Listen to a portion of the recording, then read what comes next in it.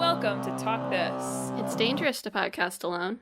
I'm your, if Like a Dragon has no fans, then I'm dead, host Madelyn. I'm your, Malin hummed a song to me before the show, and I was like, which Final Fantasy VII song is this? Because that's host Emma. You really reawakened. Oh, and welcome to Talk This. You really reawakened. I'd forgotten about the Stamp song. It's been so long. I'd forgotten about Little Stamp. There's a sick Stamp remix. Good. With a battle version. In Spoilers. Rebirth. Sorry. And it plays while Aerith dies. Can you imagine? I hope so. Like a little Stamp. Bow wow wow, bow wow wow. That wasn't a spoiler. I haven't played any Final Fantasy VII. I mean, it was a spoiler for the original, but it's not a spoiler for the new one. I don't know. I don't know either. I'm on chapter 12, and they just gave me some more side quests to do. So it's big RPG week. Yeah. Big RPG week here at Talk This. And it's our 6 weeks of gaming show. Sorry. I'm just so excited to spend an hour talking about Ichiban that I'm just like forgetting how the podcast works. Yeah, it's 6 weeks in gaming. Woo! It's mid-March. Yeah. The time has changed. Yeah. That was rough. It was really rough. Yeah. I'm still really feeling it. It's still really rough. Especially since I'm recording this from a different time zone. So true. Because it's noon on Sunday. Or really 9 a.m. on Sunday if you're on the West Coast. Yeah. Spoilers. I have 2 games, and one of them much larger than the other. So we're going to make Emma start. Yeah. Well, should I start with the Cold Rebirth? Steel 4 update? No, there's no more Cold Steel 4 update. Oh, I'm unmoored. Reen is lost. Reen is consigned to the pit of shame. I don't know. Spoilers, jeez. Well, should I start with my, assorted games, or should I just start with Final Fantasy VII? Start with the big one. Start with the big one, because then we can do, hodgepodge, then we can close with a big one. Kind of a sandwich. So, Final Fantasy VII Rebirth came out on February 29th, the funniest possible release date. They really did good there. I hope they do it again when the third one comes out. You think they're going to wait 4 years for the next one? I guess it was 4 years between remake and this one, so. You're right. So I think it's really funny. We talked about, spoilers, and you rightly pointed out that, a lot of people, right, come to games for, the plot, right? Which is really funny playing Rebirth, which is not interested in having a plot. Oh, boy. I mean, it is. I'm exaggerating a little bit, but it's adapting a part of the original game where it's your motivation. You're just kind of following, trying to find Sephiroth, essentially. So in the original game, I think you're following just rumors of him. In this one, there are these black robed guys that you might remember from Remake who are making a weird little pilgrimage that Cloud is pretty sure, with his very reliable brain, that they are heading towards Sephiroth. So we're sort of tracking these black robes as they make this big pilgrimage across the sea and skies and land, essentially. I'll buy that. If one of my buddies had a kind of gut feeling about scary guys in black robes, yeah, I'll buy that. Yeah, it's fine. So it's a lot of just following these guys around to various different regions of the world. It feels very much like a TV show, and a TV show that remembers that filler can be good, right? Because it's very it feels episodic in a way, because you go from one town, you're sort of in that area for a little bit, you have a little transitionary period, you're in another town, right? You have a little transitionary period, and then you have a town and stuff. So you're just sort of going from one place to another. And on the journey, you have a lot of little character arcs for your party members, right? That aren't necessarily like plot propulsive, but are good for the characters. So that's the general structure of Rebirth. And it's a good time so far. I'm loving it. I'm having a great time. I remember saying to Madelyn before starting it, like, I'm not gonna force myself to do any side content that isn't fun. And I'm keeping to that because I'm not forcing myself to get the top score on any mini games ever. But I have finished all of Chadley's World Intel already. Well, of course. Anything for little Chad. I would do anything for Chadley. I did see an article headline that was like, too much Chadley. That's the weak. That's a weak opinion. Not the Chad. A frail, non-huge big brain person. Yeah. Cannot appreciate. Black hole brain. Chadley. I think my one complaint, like, so the way Chadley sets it up for you is he essentially is like, he has his Chadley towers, his Ubisoft Chadley towers, right? That you go to, and it'll mark points of interest on the map that are like battle challenges, like surveying life streams, which gives you like regional intel, finding like new transmutation recipes that you can make items by picking up crafting supplies. I already said battle challenges. Like summon entity stuff where you like analyze a summon to strengthen that summon materia. And the phenomenon intel, which is like its own chain of like involved side quests around these like proto-relic things that sort of go from one region to another in a sustained side quest storyline. I think my one complaint about the structure of how that's set up, because I think it's probably one of the best, like, everything gives you something and they like feed into each other, so everything feels useful, right? There's no like just nonsense on the map for you to go to or anything. So in terms of Ubisoft tower structure, I think it's a pretty good example of that. But I do wish that, like, because most things have a way for you to find them without the tower like marking it on the map for you.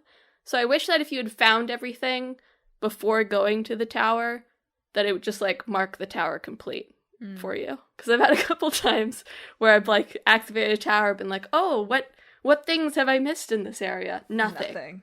I've already done all of it. So that's my one, like, I would change that note of the open world structure. There's also just side quests, which are very much improved in Rebirth from Remake. They're very involved, they're very character focused.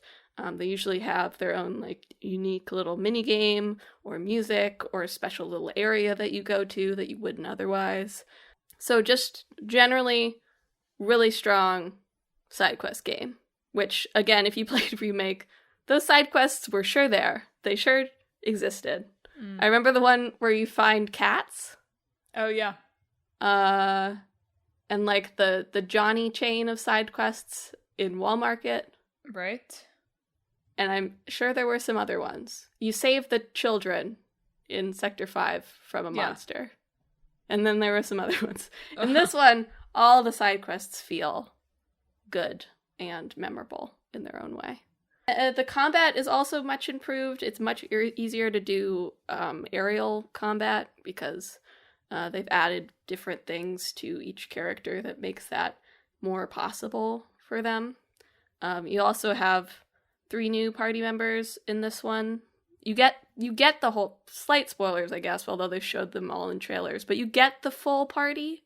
I now have the full original Final Fantasy VII party, but Sid and Vincent don't join you on the front lines for their own. Sid, I feel like it's justified. Vincent just doesn't feel like it. Sid's got gummy ships to work on, dude. Yeah. He's busy in another multiverse. Sid is kind of like, he's your pilot, right? Right. In this game. That's why he's the gummy ship guy in Kingdom Hearts. So he's like ferrying you around, you know. Sure. So, but Vincent just wants to like vibe. He's just here to chill. Sure. I regret to inform everyone that the robot cat that rides a Moogle is, in fact, the character that's the most fun to play. Uh-oh. That's just the way it is, you know? That's Sorry, gonna Cloud. a great boyfriend, I have to Sorry, say. Tifa. Noted Moogle lover. There's some discourse on Twitter about the Moogle designs in Rebirth being a little not great. They look like koalas. Okay. I like them fine. I think a lot of people prefer the sort of chubby design, right? Well, sure. The Moogle that the cat rides around is a different design from, like, the real Moogles. So, I think people just think they're a little too humanoid. Like, a tad too humanoid. Sure. I have no Moogle thoughts. I have no opinion on the Moogles. How could you have no opinion on the Moogles? There's an ideal Moogle body type, and it is round. They've got a very 100-acre wood minigame attached to them, so nice. You can look forward to that, too. Very 100-acre wood core. Excellent. So yeah, I'm on chapter 12. I have another, like, side quest cleanup to go around doing now that I have permanent sea travel. So I can fast travel to anywhere now, so I can just clean up around the map.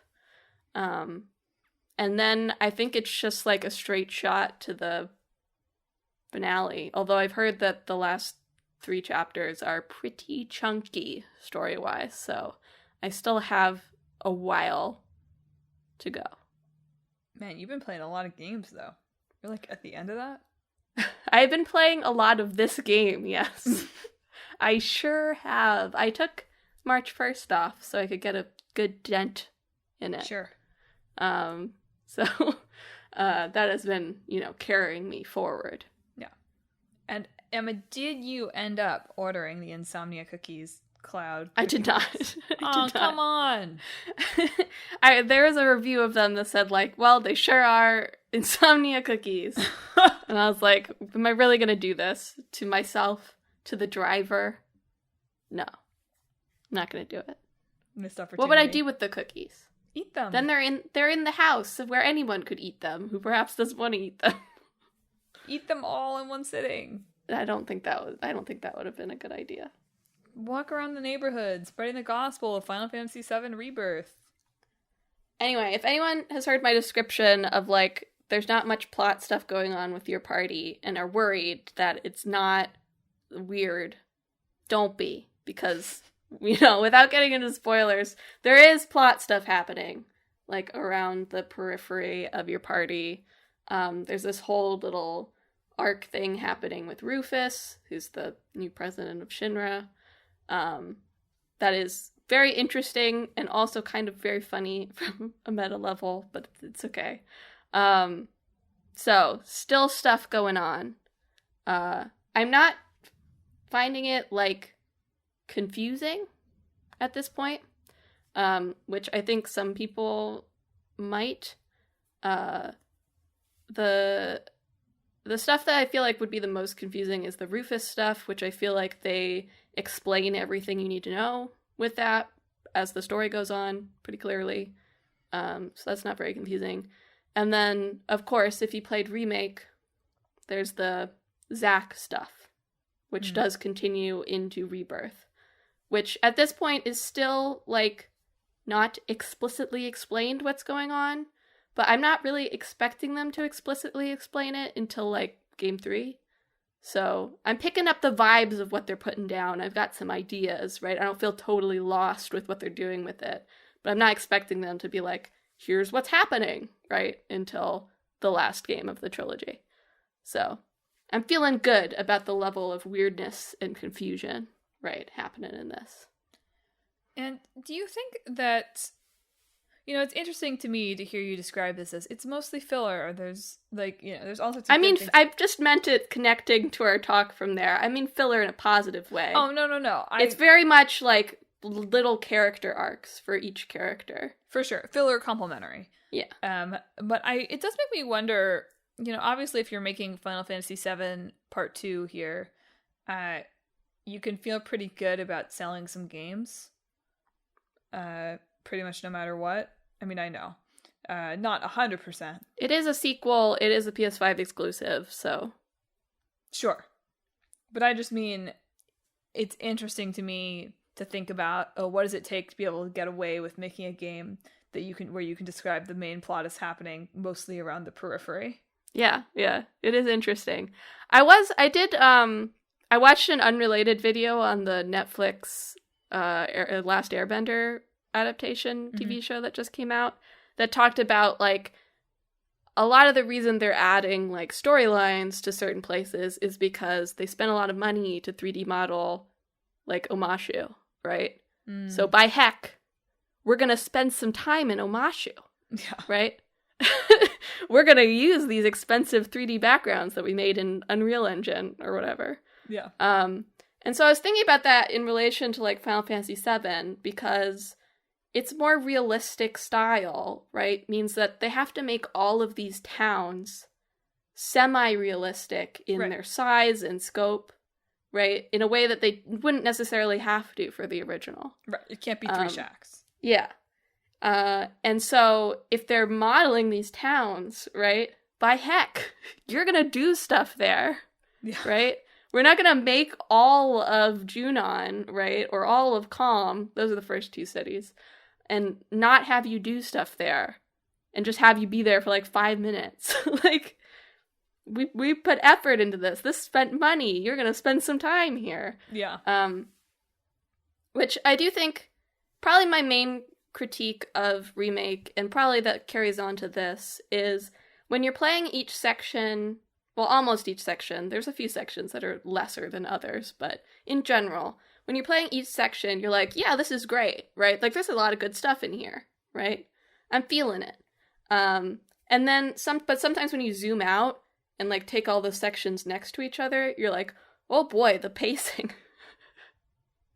I think the best example of that from Remake is, like the wall market to the sewers to the train graveyard to Sector 7, right? Each of those sections I like a whole lot individually. I think it's got good stuff happening. The train graveyard is probably one of my favorite sections in the game itself. But when you're considering that, like, should be, like, a propulsion going from the end of Wall Market to the plate falling in Sector 7. When you look at it as a whole, it's like, oh, the pacing's maybe a little bit off here. Maybe we could have cut a little bit.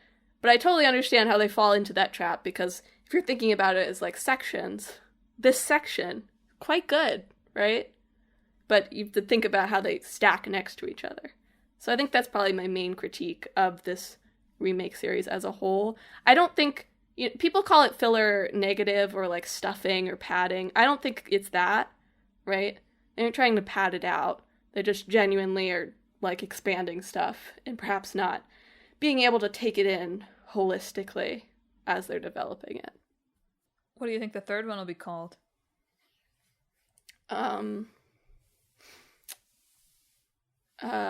Remember. What if it was Remind? Would you lose your mind? Read memories. What's the it's reverse rebirth, right? Yeah. So it's the same pun in with Final Fantasy VII Rebirth as the Riku side in Chain of Memories being reverse rebirth, whatever it is. Just putting that out there. Nomura has a favorite pun. Uh-oh. He likes that pun. How about Rewind? Maybe Rewind. I don't know. I feel like there's some common ones being thrown around. They already used Reunion for the Crisis Core remaster. So it won't be that. Reskin. That's when they finally make the just, like, up-res texture remake that everybody wants, right? Yeah. Final Fantasy VII Reskin. Enjoy. How about remake? Anyway, game good. I've heard the ending, the main thing that I've heard about the ending is it's kind of weird. So, I'm looking forward to it. Good.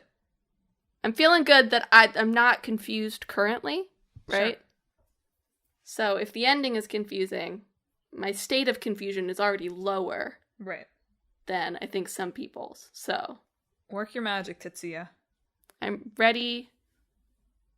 Nomura, Hamaguchi, Kitase, hit me with it.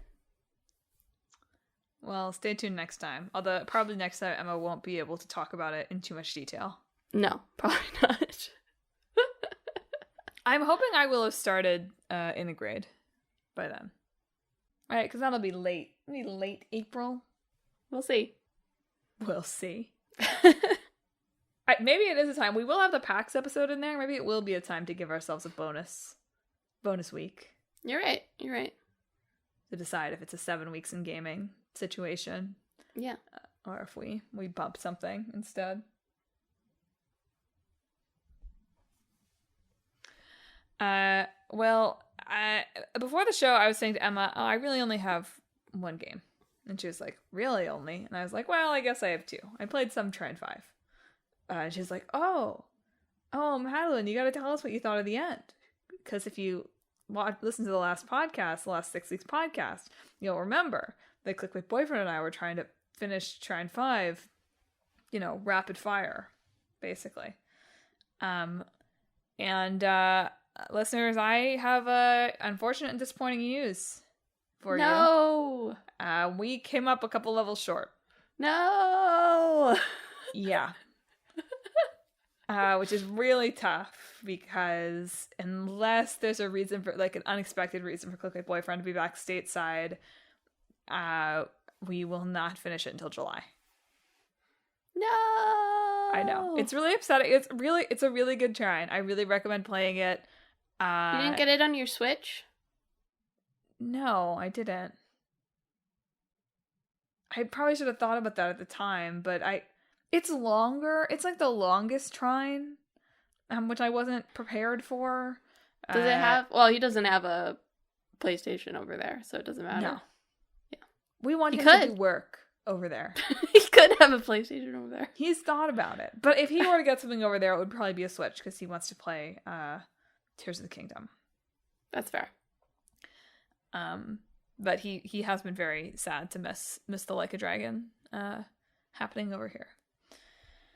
But yeah, I mean, I don't know if I already told the story last time, but I'll tell the story. The reason that we didn't finish is that Clickbait Boyfriend was literally falling asleep between button presses. I think I did tell this. Yeah, you did. Yeah.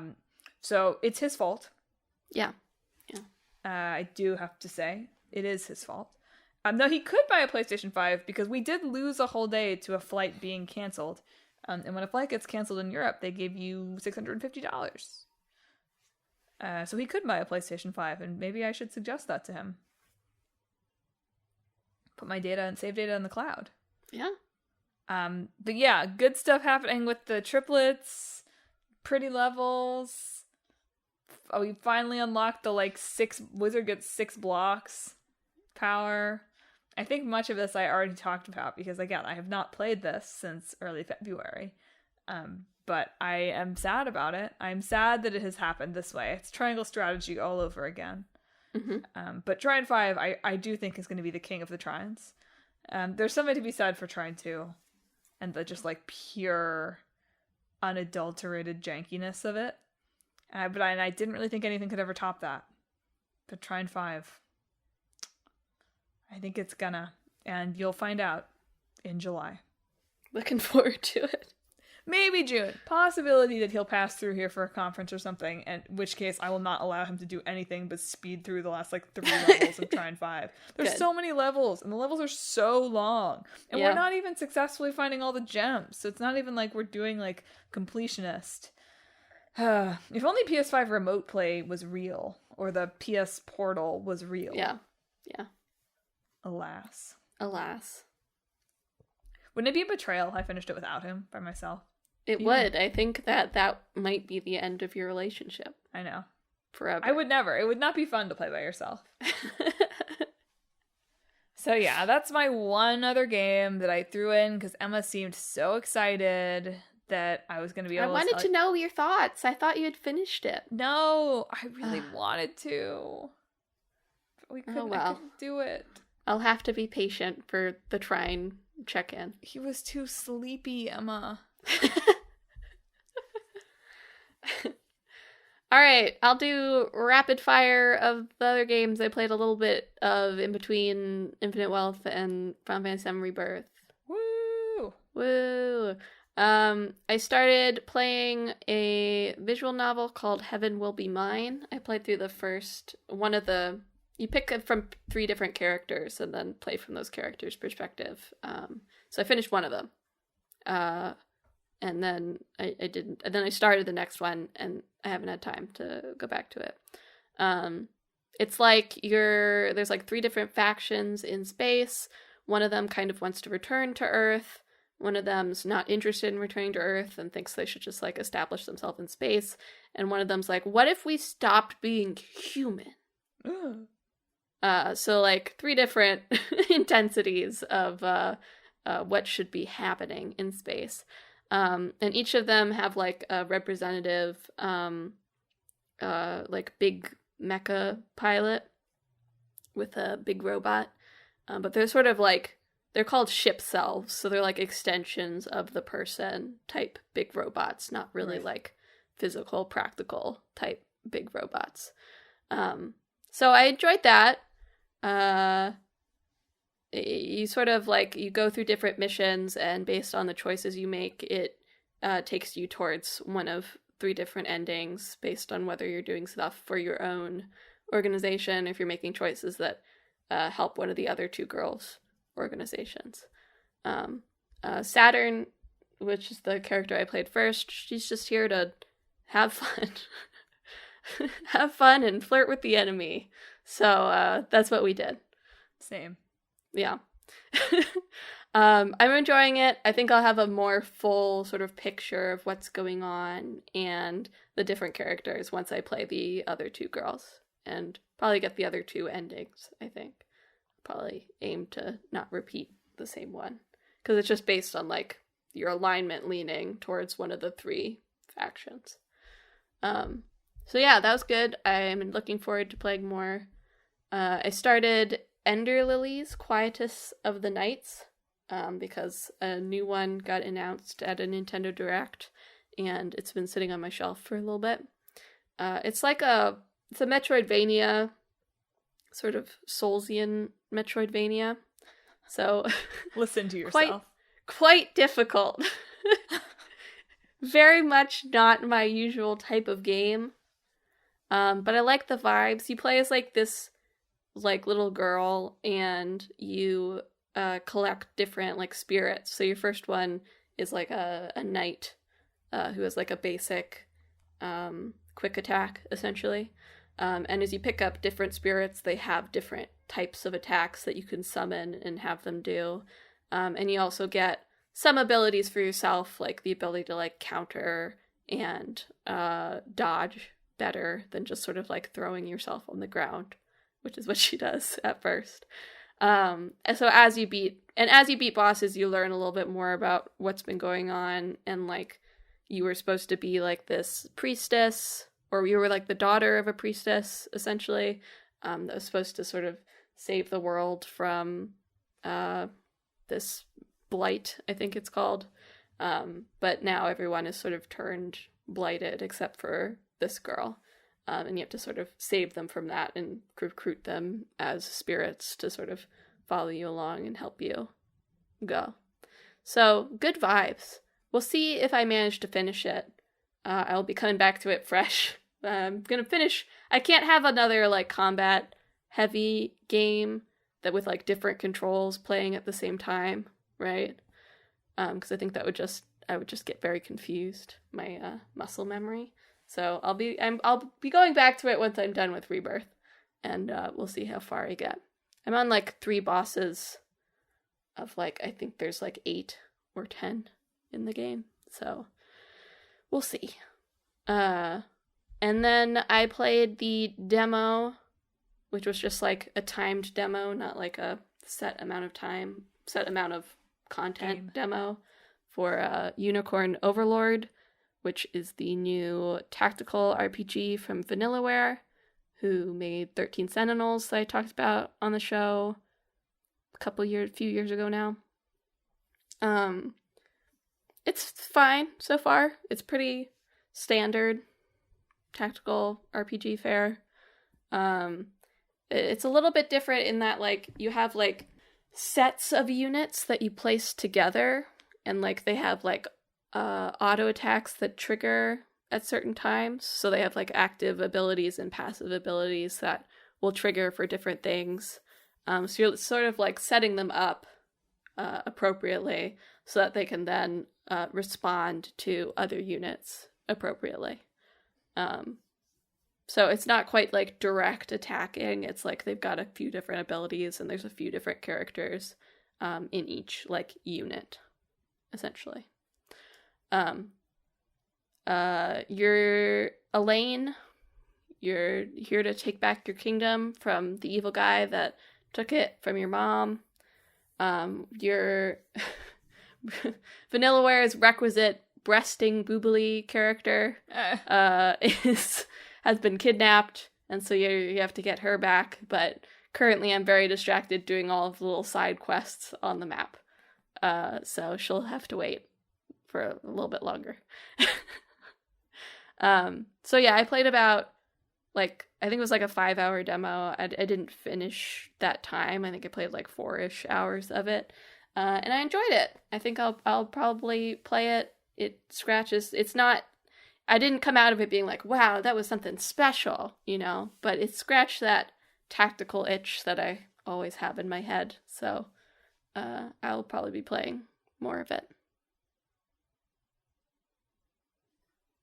And those are the games I played in between Infinite Wealth and Final Fantasy VII Rebirth. Place your bets on if I'll return to Kentucky Route Zero on my flight back from Los Angeles. You won't. Why do you That's say my that? bet. My bet is that you won't. I do want to play it. I know. I have games like that too, where it's like I want to play it, but I also just like can't do it for some reason. It's just hard because it's on my computer. That too. Yeah. You could rebuy it on a console. That helps me sometimes. Anyway. It's dragon time. Yeah. Alright, abandon all hope, ye who haven't finished this game. Yeah. Seriously. Like, maybe. Abandon. Actually, spoiler, maybe. Kind of the opposite of the message. I guess so, yeah. Game kind of about not doing that. Sure. Game Yes. kind of about maybe regaining some hope. Maybe. Possibly. It was fine.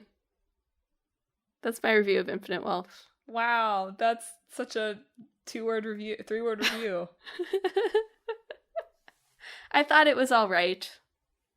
I thought the gameplay was very fun, very much improved from Like a Dragon. I think my one suggestion was I kind of wish that when you're picking a skill, it would go into like, you know how in Final Fantasy VII Remake, when you're going into the commands menu, it goes into like slow-mo? Oh, yeah. I kind of wish it did that because they're still like ambiently moving around. Yeah, and you have to like rejigger it. So I wish that like when I was picking a skill, it would maybe like slow down a little bit. I don't know. That's like my one last complaint is it's a little bit, when you have like 20 skills in your menu, it's a little cumbersome to get to the one you want before the enemies have moved out of the range of idealness. That's very real. I will say also, in regards to the gameplay, that they certainly resolved the issue of everyone hating that you had to spend hours grinding to beat Majima and Saejima in 7. Yeah. Because I don't think I encountered any friction points like that in my game. Well, they give you, at points that I think they maybe anticipate could be friction points, they do give you level suggestions before you head off. Yeah. To them. So you can double check that you're at a point where it feels like it'd be good. I sort of had a weird thing where like, I around the half point of the game, I just started like totally coasting. And then like the last chapter was really hard. Particularly the final boss. I did die to the final boss, but I think mostly because I was being stupid. That's where I also got annoyed that you can't, like, he like picks one character to target, and that's the character that can perfect guard, even though he's hitting everybody. Is also a little bit annoying. That only one character can like perfect guard, if that's going to be a mechanic. Yeah, I agree. Does feel like it should carry over to the party members. But overall, I would say combat now is a solid like A minus. Yeah. Compared to the more like B minus maybe of 7. Yes. I think I said this on the podcast before, but I'll say it again. I do really feel like the combat of 7 is going to feel like the equivalent of going back to Yakuza 3 from like 5 or 6. It's hard for me to imagine not being able to move my characters around anymore. Yeah, that's fair. I think the skills are still fun in that game, like would still be fun in that game, because I don't think they've really changed that much beyond like everything's a positional attack now. Yeah. But definitely just basically hitting the basic attack button is much more fun in Infinite Wealth than it was in Like a Dragon. So kudos to them for that. I feel like there's a few little tweaks maybe, but nothing hugely significant. The segue, very good. Quite good. I like that you can turn on auto cruise. I like and it will just that take you there. You can segue through the mall where Yagami is not allowed to skateboard. Yeah. How did I want to know how Kiryu smuggled back his exploding Segway with flaming wheels.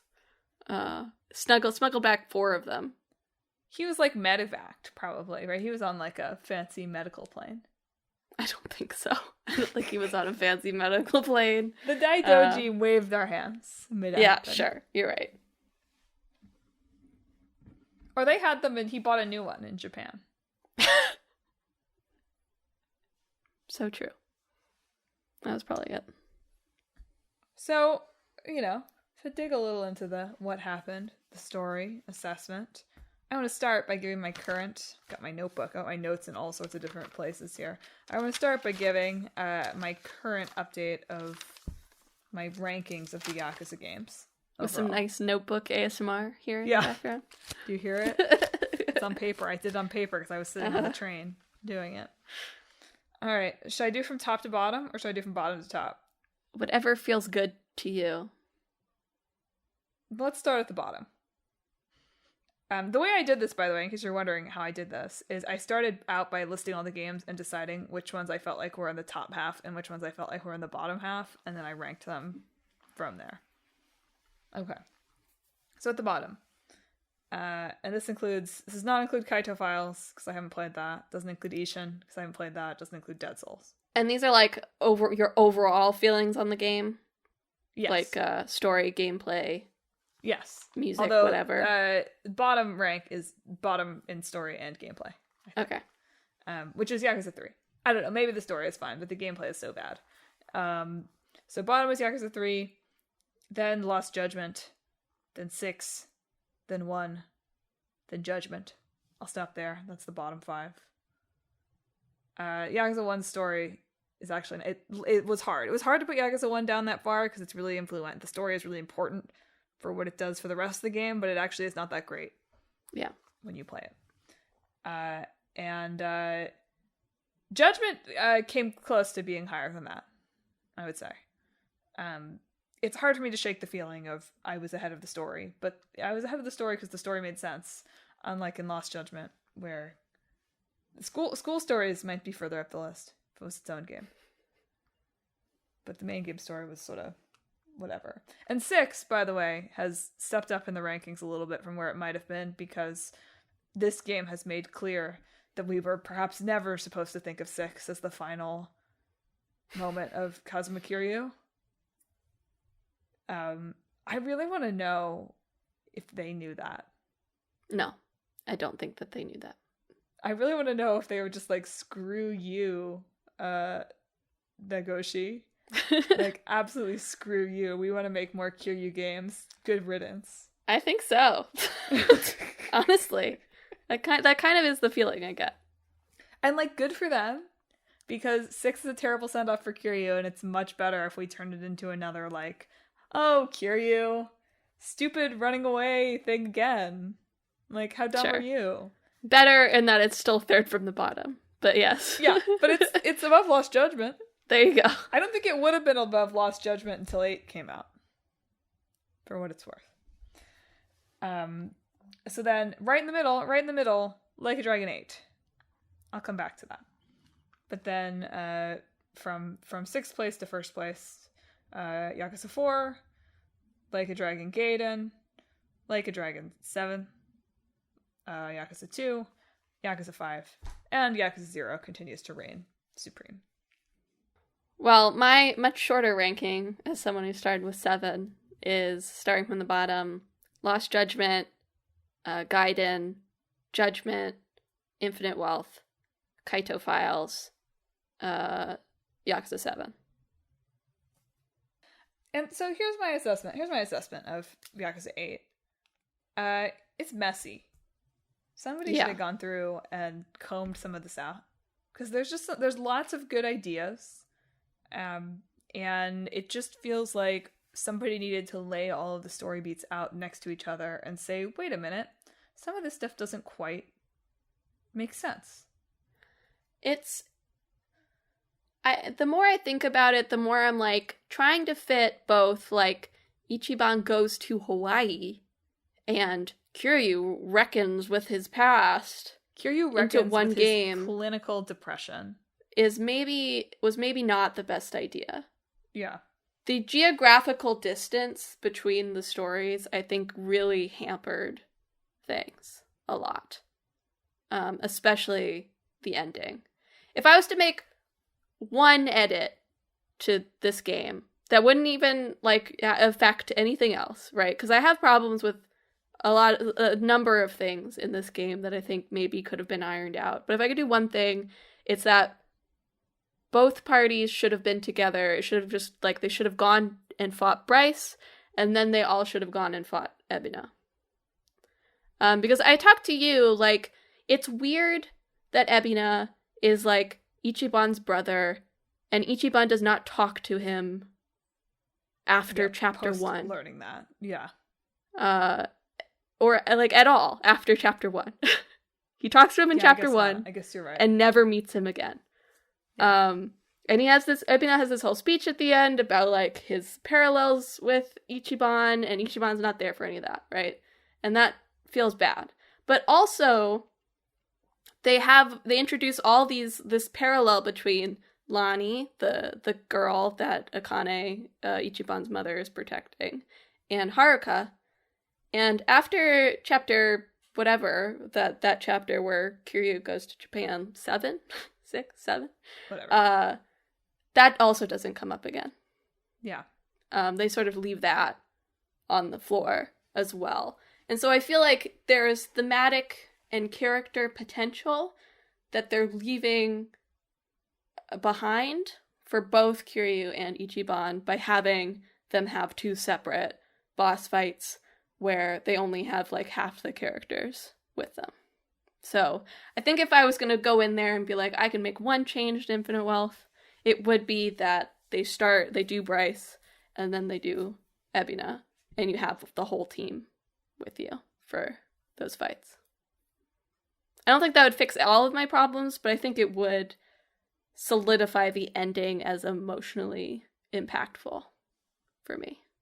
I thought both of them did hit at the end. I don't know. I liked the way they all looked at Chitose with pride. And I liked the vaguely homoerotic apology from... Sure, yeah. Kiryu. No, I liked what they did with the endings.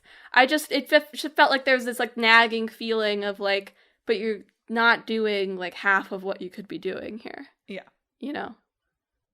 I'll come back to that. I'll throw on some other good things first. A lot of fun side quests. Yeah. Ichiban side quests, very good. The Let It Snow side quest with the baby men transcend it. Like, whoever wrote that side quest should just write the next mainline game, I think. Like, where did that come from? Do you think that person knew what they had? Yeah. No, how could you write that and not know what you had? It's so good. The baby men creating snow out of their diapers. It was shocking. It was unbelievable. Sujimon, good. I liked it.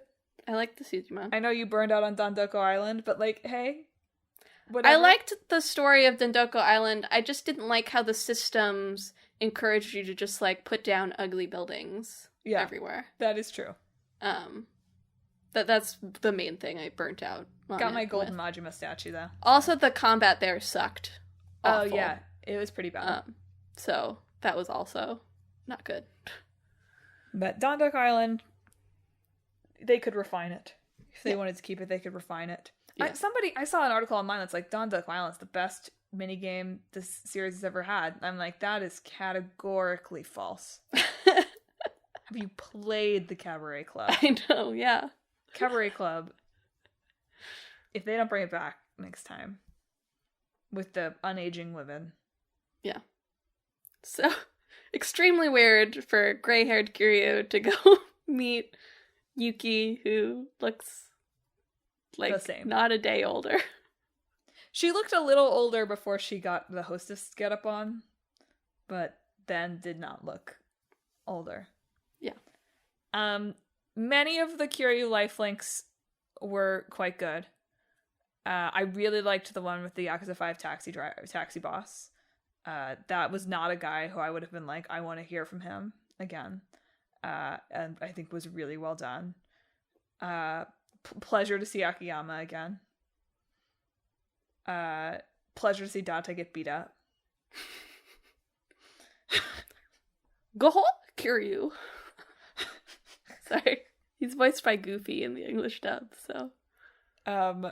Pleasure to have Kiryu and Kashiwagi look at each other. That wasn't a lifelink.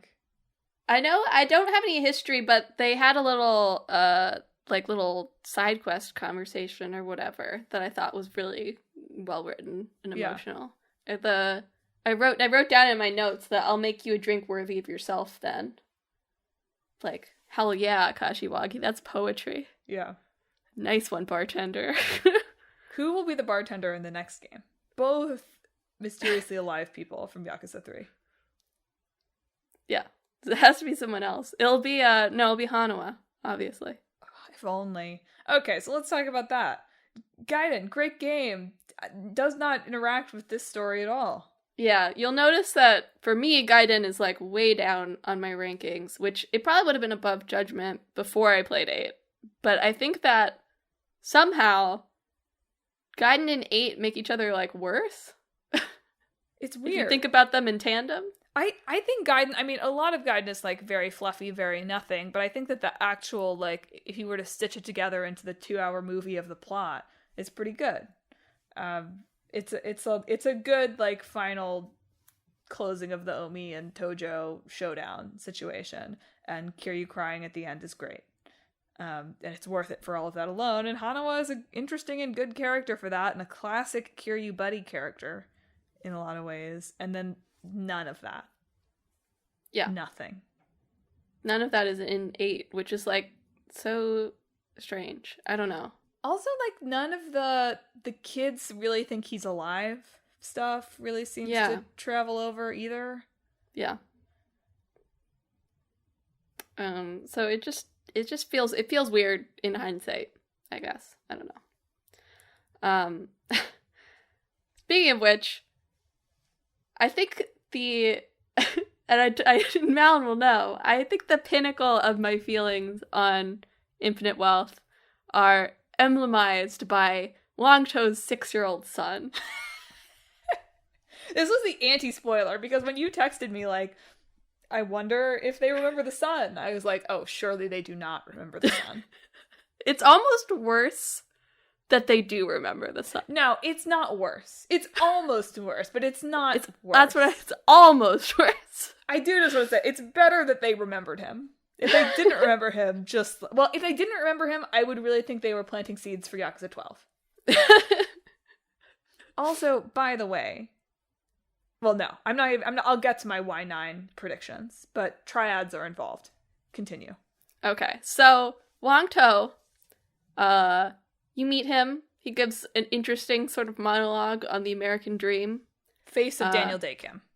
Not voiced by Daniel Day Kim. Body modeled on Danny Day Kim. Daniel Day Kim voices Ebina. Weird situation there. Something happened there. Does a great job, by the way. Good Hollywood actor, voice actor. But you meet Wang To at this casino. He gives a speech about the American dream. He has a cool boss fight where he has really high evasion. There's this genuinely cool scene where one of his guys is like a spy for the overseer and throws himself out a window. And then Wang To's like, oh god, my 6-year-old son, he's up in the penthouse, please, I need to go get him. And Ichiban's like, okay. And then he says, oh, he's 6. And Ichiban's like, wow, just a little guy, huh? And then people come out of the elevator like, we've taken your son. The nanny was on it with us all along, Wang To. Here he is in the car, looking calm and happy. And then you sort of trek Wang To around to try to get him out of there so he can tell you stuff about the overseer. He gets stabbed in the leg. You drag him to a forest somehow. He expo dumps on you about the overseer stuff. I assume you have to have him be stabbed in the leg so that there's an excuse to leave Kiryu behind. Yeah. I think that is the function that he is serving there. Yeah. So you take him back to the hideout with the injured leg. He sits there for like a chapters. 3 chapters. It might not have been 3 chapters, but it's chapters that have a lot of side quests in them. Yes. So long chapters. So he sits there in the hideout with an injured leg for like 3 chapters. You find out about Lonnie. We're like, we have to save Lonnie while Wang To's sitting there. 6-year-old son still missing, by the way. They have said they won't kill him without Wang To there to watch. Yes, they've also said that, which is funnier. And then he and Hanawa are unceremoniously killed at the end of one of Ichiban's chapters. I genuinely believed for several chapters that there was some way that at least Hanawa was not going to be dead. No, they're dead. And then we Hanawa, do not by mention... the way, confirmed to be a guy who died off screen in Yakuza 5. Yeah. Which is weird. But anyway, continue. And then we do not mention Wang To's 6-year-old son again. For like 40 hours. Until the finale chapter. In the middle of it. When you fight some random Palikana people in a little settlement on their secret island. And Chitose suddenly like, hey, by the way, I know you have Wang To's son here. Where is he? And all the guys are like, whoa, yeah. Dang, Chitose, good for you for remembering. How'd you know he'd be here? I just had a hunch. And then the one Palikana guy leads you to him. He's sleeping on the couch. They're like, hey, he better not be injured when we get back here after beating up your leader, Palikana man. And he's like, okay. And then you don't see him again. I assume they saved him. So this ties into my Yakuza 8 Like a Dragon 8 at the exact middle of my rankings. Which is to say, I think that this is a game that's ultimate place in those rankings is going to be strongly determined by what happens in the next game. Yes. There is a lot of stuff here that they have set up for themselves. Notably, here, big spoiler here, if you haven't been scared off yet, that Kiryu is not dead. And you have also not gotten a climactic reunion with Haruka. Nope. Which we've been waiting for like a decade of his life at this point, practically. We got a lot of the fan service stuff that I would have liked in 6 and didn't have, but we didn't really get it with the characters that you care about the most. right? We have not, I mean, we got like the lovely little mind palace where we got to see him with his favorite memories of the Jimas. Yeah. But we've not really gotten a moment for him to actually talk to Daigo or Majima or like Saejima, I guess. So it's like, okay. And also, because of all of that, it's like, okay, he's getting treatment. You're not going to kill the man off screen between games. Which means that 100% for sure he has to have a miraculous recovery. Maybe not he might not be able to fight again. I'm optimistic that they will not put him as a fighter in a game again. But, well, I don't know. Yeah. I'm less optimistic about that. Well, I think he will just be miraculously recovered from cancer in the next game. And okay. To be fair, the game dropped enough hints throughout. I mean, the game eventually seemed to come around to the fact that, like, maybe he doesn't have terminal cancer and he just, like, is so depressed that he decided to refuse treatment, which made it terminal because he wasn't going to get treated. In that case, I wish they hadn't stressed, like, I've got 6 months left part of it. I wish there hadn't been, like, a timeline. It'd just been, like, I have cancer. I'm not going to go to the doctor. Yeah. You know? And that was it. The like, I only have 6 months left to live. That's what the doctor said, right? And they don't, like, refute that ever or anything like that. So I wish they just left that out. Ultimately, I think they're going to retcon that to be, if I don't get treated, I have 6 months to live. Yeah. Is my guess. You're right. I don't know that they won't bring him back, but I think that there is a possibility that he will not be brought back as a fighter again, that he might exist as more of a very important character that you don't play as. But because there's no way that another one of these mainline games comes out for, if they did it really fast, really, really fast, like fall 2026, and I think that that's pretty fast. I think they'll make more guiding games in there, but they're not going to kill Kiryu in a side game. Yeah. So that having to have that amount of time means he has to live, and having not had him see his daughter again means he has to live. And so, but between this being like another game where we sort of like are continuing to build up Ichiban as a personality, but where not a ton like happened to him, where we've got all these new characters around, where we've established that, I don't know, like, did the second Great Dissolution happen? Unclear, right? There's a lot of stuff where it's like, oh, this could be interesting if you have set up something here. Yeah. But it will not be interesting if you have not set up something. Yeah. That's also how I feel about it. There's a lot of stuff where it's like, I don't know. I'm really glad Joe is not, Sawashiro is not dead. Yeah. He's a great character. I know. And I wanted more, like, with him and Ichiban. And that sort of weird relationship.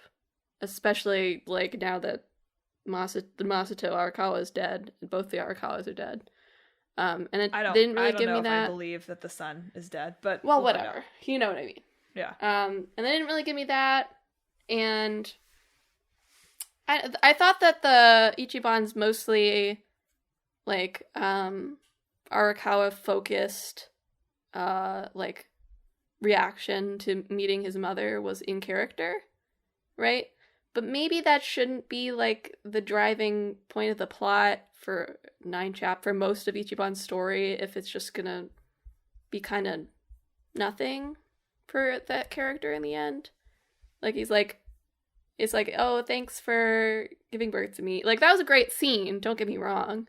But, like, if it's not really having an emotional impact on your character, but in any particular way, maybe that should be resolved sooner. I don't know. You know what I mean? Yeah, it's not as dramatically satisfying as you would want it to be. Yeah. The Palicana stuff is also just a mess, I think. I don't think they're setting anything up with that. I think that's just like, it was a plot device for this game. That's fine. Yeah. It's just way too big, I felt like. To the point where, like, they defeated Bryce, and I was like, okay, but, like, that doesn't solve anything. in terms of like Polycon as a whole. Like, sure, it stops the radioactive waste plant from happening on their offshoot Hawaiian island, but still got a whole cult of devotees out there in Hawaii, apparently. They're not interested in what's happening in America. You don't think they'll ever use Hawaii? I mean, surely Yagami is going to go to Hawaii. Oh, yeah. I mean, that's the only that is the clear reason why they did this, is because they're going to put Yagami in Hawaii. Yeah. Because they made that map, There's no reason for Ichiban to ever go back there. I don't think. So I think Yagami will have to be there for sure. Yeah. I mean, other than like maybe a like, haha, we're here for a chapter kind of, like like Osaka is sometimes in these games. But I think so. My prediction for Like a Dragon 9 is who was the heir to the Chinese triads who hasn't appeared in a few games. Why, it's Haruka's husband, whatever he is now, Yuta. His hot son-in-law. His hot son-in-law. His smoking hot son-in-law. Son-in-law. And I think that's a seed. I think we've done a lot with like the Yakuza are gone, and like we've kind of tried to revive them, and I think we probably can't do another game where somebody tries to bring back the Tojo clan basically again right away. Yeah. But I do think that we can get some good nationalist stuff. Oh, good. Great. Probably. And maybe. And like that way, and like Haruto will be like old enough to be like, will be like Haruka's age at the beginning, probably, by the time of this next game, right? He'll be like 11 or 12. So, and if I'm lucky, they will let Haruka be a party member. They could. At the very least, sing some karaoke. I know. Yeah. I want a Gomi-Jewel Gaiden game. Yeah, that'd be sick.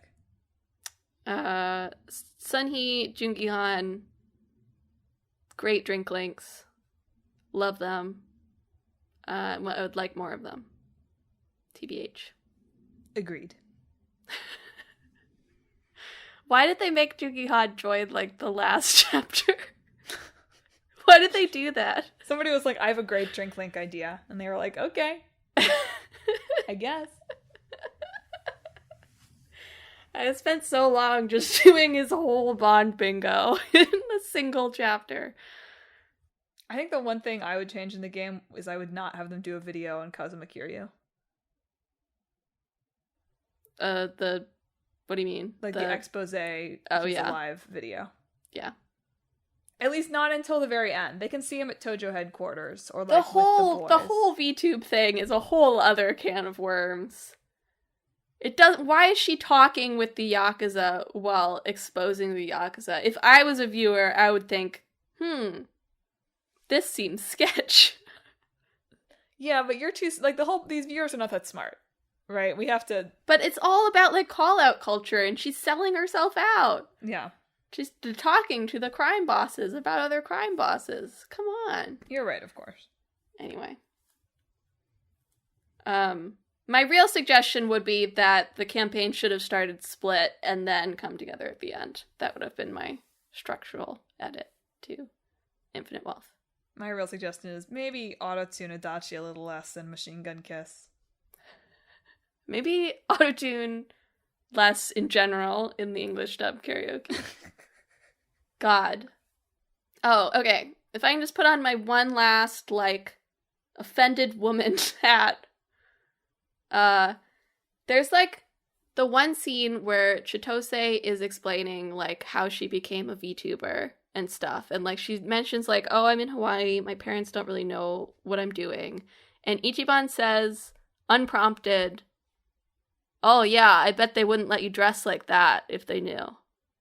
Which one, funny because she's in her disguise, which is, like, very modest still. Like, her button-down shirt. It's, like, coming out of, like, she's cut her hair off screen. Unforgivable, by the way. Mm-hmm. And also, her normal outfit is very not revealing. So I paused at the moment and went, what? And then continued the game. So I feel like in Japan, the dub, or the sub, it might not have been quite that bad. I remember that moment, but I remember her sort of being like, what are you talking about? Like, they wouldn't care. And it being fine. It was just weird. It was just weird. Okay, that's done. I'm done being offended woman now. But yeah, just sort of a game with some good character moments. Love my boy Yamai. Yeah, shame he's gonna be in jail forever. Yeah, except he's gonna be in jail forever. And I hope that the next game doesn't have fake sexual assault allegations, because then I'll have to be really worried. It's a real shame because it is fine. I think it works here. Yeah. And it's a shame it's just that the they pattern. used it in a way that is a little more troubling in Lost Judgment right before this. Because here it's like, oh yeah, like, she's evil. Yeah. Like... I thought Chitose was good. I didn't really click with Tomizawa. Yeah, that's my... I love that Zhao's a chef now. He's just a chef. That's good. Brings me joy. Cooking Zhao. Any last thoughts from you? I can't wait for another one.